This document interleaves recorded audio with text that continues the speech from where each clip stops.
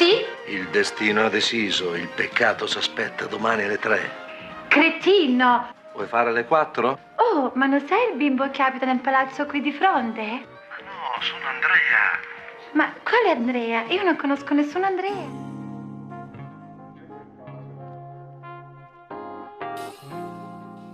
Bentornati in soffitta, dove il passato rivive e il fascino di un'epoca indimenticabile continua a farci sognare con la bellezza delle sue protagoniste. Oggi parliamo di Tini Canzino, una figura eclettica dello spettacolo degli anni '80, con una carriera che spazia dal mondo televisivo a quello cinematografico.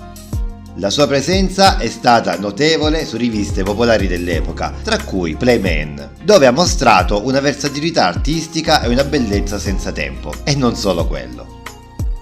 Oltre a queste apparizioni, Tini ha lasciato il segno nella televisione italiana, partecipando a programmi iconici come Drive-In, dove ha conquistato il pubblico con la sua presenza mozzafiato.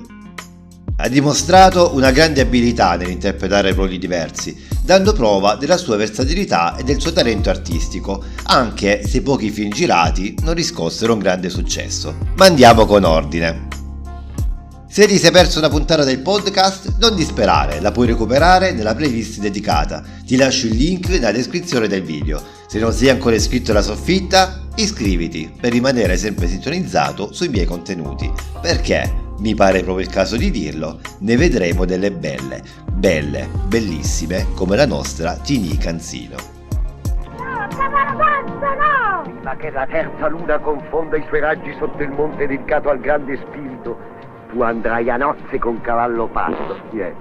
Ma Cavallo Pazzo non mi piace! Ma perché no, Cavallo Pazzo? Perché me l'ho toccato! Tini Canzino. Dietro a questo nome d'arte si cela la talentuosa Fotina Lappa, originaria di Volos, un piccolo paesino vicino ad Atene nel 1959. C'è un po' di mistero sulla sua nascita, che si è giocata a lungo sulla sua presunta provenienza statunitense, ma in realtà sembra proprio che le sue radici siano greche. Alcuni dicono sia nata a Lecce, c'è pure chi sostiene questo, ma alla fine il cantante venezuelano Cosmo de la Fuente, un amico stretto dell'attrice, ci ha svelato la verità sulle sue origini. Da studi di danza classica, Tini si è fatta notare nel panorama televisivo con lo show bollente Playgirl, accanto a Minnie Minoprio, mettendo in mostra tutta la sua incredibile bellezza.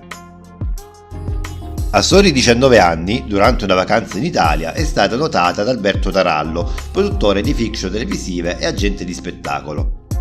Tarallo l'ha lanciata nel mondo della TV e le ha consigliato di adottare il nome d'arte Tini Canzino, notando la sua somiglianza con Rita Hayworth, il cui vero nome era proprio Canzino. Ma Tarallo va oltre, fabbricando addirittura una parentela fittizia con l'attrice americana, un trucco che ha tenuto in scacco il pubblico per un bel po'. Il punto forte? La somiglianza con Rita Hayworth, nella chioma rossa fluente e in quell'accento americano strampalato inventato di sana pianta da registi e produttori. Alla fine la presunta parentela con Rita Hayworth è stata smentita, ma Tini ha persino scritto una sorta di confessione per il periodico Blitz, ammettendo che il secondo marito di sua madre, Peter Canzino, è in qualche modo legato alla famiglia Hayworth, ma prendete questa notizia con le pinze. Come abbiamo detto, il successo di Tini arriva con Playgirl su Rai 2, ma il vero trionfo è stato nel 1983, con il ruolo di ragazza fast food nel programma cult Drive-In di Antonio Ricci, che all'epoca faceva impazzire gli spettatori italiani, dove è stata in tutte e 5 le edizioni fino al 1988 accanto ad altre bellissime come Carmen Russo, Cristina Moffa, Nadia Cassini, Lore del Santo, Eva Grimaldi, Ambra Orfei. Che squadra! Mi piacerebbe conoscere anche la tua opinione, scrivimi in un commento cosa ne pensi e se il video ti sta piacendo non dimenticare di farmelo sapere con un like. Nel 1984 la nostra bellissima Tini ha debuttato anche come attrice nel film Arrapao di Ciro Ippolito, una sorta di viaggio nel bizzarro basato sulle canzoni degli Squallor e ambientato in un villaggio di indiani. Tini interpreta Scella Pezzata, una squaw un po' controversa. Questa è Scella Pezzata, una donna di una bellezza profonda, molto, ma molto profonda, innamorata di Arrapao, questo bestione che vedete sul cavallo, di facili costumi ma di sani principi. È stata parte di una campagna pubblicitaria unica che invitava la gente a vederlo con il famoso slogan "Ciao, vediti a Rapao". Il film, sebbene trash, ha il suo fascino, tra volgarità, battute che fanno sorridere, ti fa fare un tuffo nel passato.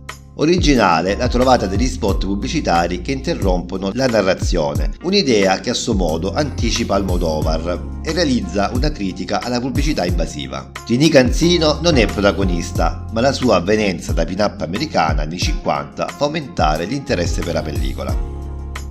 E da lì una serie di produzioni cinematografiche e televisive che l'hanno vista protagonista, passando al film successivo, Carabinieri si nasce del 1985 di Mariano Laurenti. Un tardo ritorno alla barzelletta movie, scritto dal regista insieme a Nino Marino, Franco Buccieri e Roberto Leoni. Il cast è interessante, soprattutto perché è guidato da un improbabile Alessandro Benvenuti alla sua unica esperienza nel barzelletta movie. Citiamo anche alcuni reduci della commedia sexy, come Renzo Zano, Sandro Ghiani, Vincenzo Crocitti e l'affascinante Malisa Longo, a cui ho già dedicato una puntata. Cinzia De Ponti è una bellezza degli anni '80 che porta una ventata di novità nel cast. Tini Canzino, fresca stella televisiva del drive-in, interpreta se stessa nel ruolo della sciroccata americana, che replicherà poi in Delizia del 1986 di Aristide Massaccesi. La sua partecipazione, purtroppo, si limita a 2 brevi apparizioni canora. Il barzelletta movie è un genere alla frutta. Non è facile rivitalizzarlo, soprattutto sui Carabinieri, dove è stato detto tutto, ma proprio tutto. Non sarà un film molto visto. Io invece ci sarei stata. Andrea mi è sempre piaciuta. Fin dai tempi che andavo a scuola me lo sognavo anche di notte. Ma poi ho incontrato l'uomo del mio destino, Gianni. Solamente che con la crisi degli alloggi viviamo in un residence. È il nostro piccolo nido d'amore. Tini Canzino frequenta ancora la televisione e interpreta 2 piccoli ruoli nelle fiction, anche se all'epoca non si chiamavano così. Doppio misto e Provare per credere di Sergio Martino del 1985.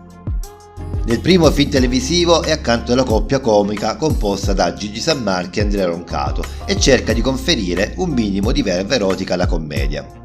Nel secondo vediamo la prorompente attrice accanto a Gianni Ciardo e Guido Angeli, il testimonial del mobilificio a Iazzone.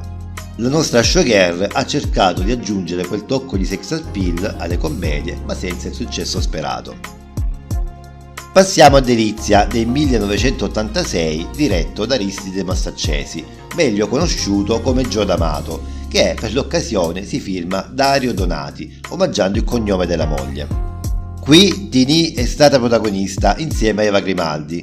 Il film aveva la stessa energia del suo spettacolo televisivo Drive-In, ma c'è da dire che l'opera non è stata ben accolta nonostante le scene di nudo abbondanti che sicuramente ne incentivavano la visione. Ricordiamo il tentativo di Massaccesi per assimilare e rendere al cinema il linguaggio artefatto da drive-in, a base di espressioni gergali come paninazzo, yuppis, taroccato, troppo giusto, cuccare, schiaffazzo e molte altre. La Canzino parla un italo-americano da finta sciroccata che la rende famosa. Mostra primi piani generosi, di poppe e prua e recita il proverbiale "Vuoi fare cucci cucci con me?". Una pellicola che è un mito del trash. Il pubblico diserta le sale, dimostrando, una volta di più, di non gradire al cinema ciò che ama in televisione. Il prossimo film sarà Arabella, l'angelo nero, del 1990, di Stelvio Massi, che si firma Max Steel ed è l'ultimo ruolo da protagonista per Tini Canzino. Qui Tini è interpretato da una ninfomane killer che uccide per nascondere la sua doppia vita al marito paralitico. Il compagno è uno scrittore che non sospetta la doppia vita della donna, ma lei si ingegna a nascondere nel modo più definitivo le prove del tradimento. Il film è rimasto indeciso tra il softcore e il thriller e l'unico punto forte è stata proprio la presenza molto nuda della nostra protagonista. Infine, A un passo dall'aurora del 1990 diretto da Mario Bianchi.